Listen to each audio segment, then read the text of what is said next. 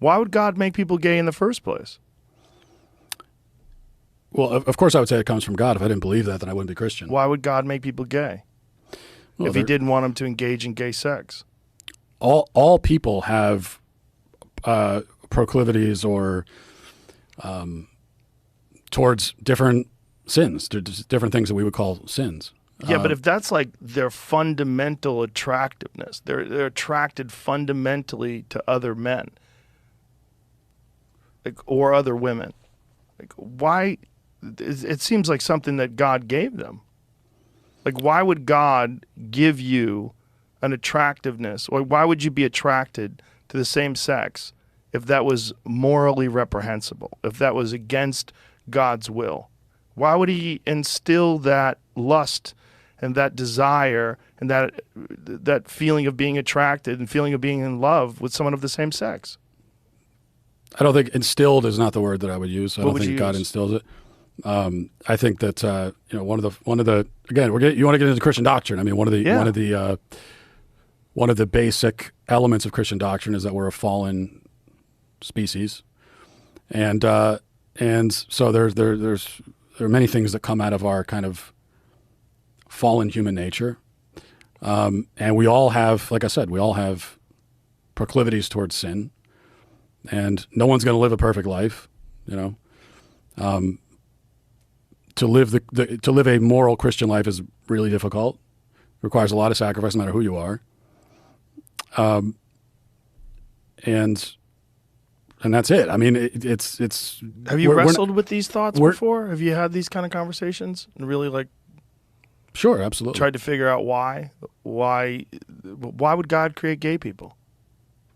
Do you think that God has created gay people, or do you think they have a choice? God has created all people, so every person that's gay was created by God, of course. Where exactly does that proclivity come from? Like I said, I don't know exactly. I mean, to say that someone's born gay,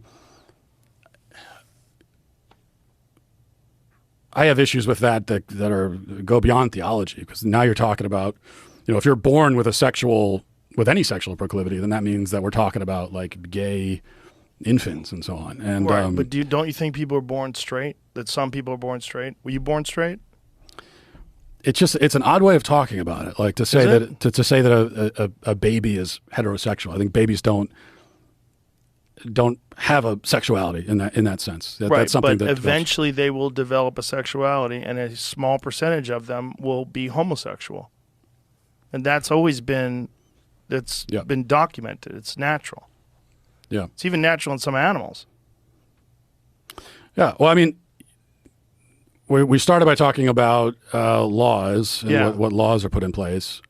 Now we're talking about Christian teaching.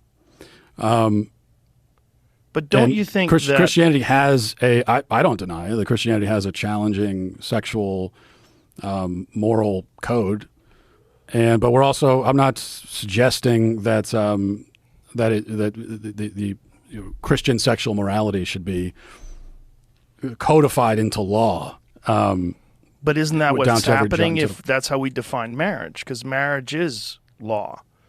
And if marriage shouldn't involve gay people, then you are saying that it's because of Christian fundamentalist ideology.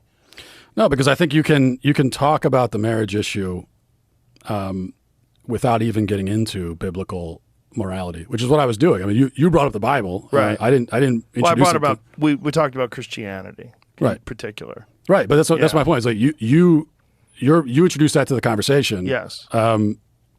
Because I wanted to find the reason why you opposed gay people being married.